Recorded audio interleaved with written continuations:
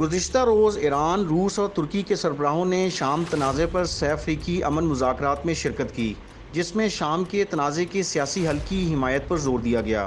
غیر ملکی media reports کے مطابق گزشتہ روز ایران میں شام تنازع پر سہ افریقی امن مذاکرات میں ایرانی صدر ابراہیم رئیسی، ترک صدر رجب طیب ایردوان اور روسی صدر ولادیمیر پوٹن نے شرکت کی۔ مذاکرات میں تینوں ملکوں کے سربراہوں نے شام کے تنازع کے سیاسی حل کی حمایت پر زور دیا۔ اس کے علاوہ روس کے صدر پوٹن کی ایران کے سپریم لیڈر آیت اللہ خامنائی سے تہران میں ملاقات بھی ہوئی۔ ملاقات میں آیت اللہ خامنائی نے کہا کہ صدر پوٹن کی سربراہی میں روس نے اپنی آزادی برقرار رکھی ہوئی ہے۔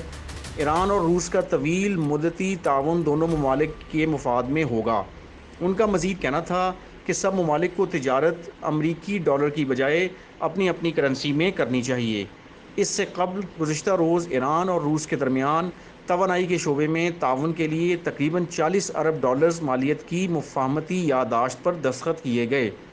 ایرانی وزارت تیل کی خبر ایجنسی سے جاری بیان کے مطابق ایران کی نیشنل آئل کمپنی اور روسی کمپنی گیس پروم کے سی ای اوز نے مفاہمتی یادداشت پر آن لائن تقریب کے دوران دستخط کیے۔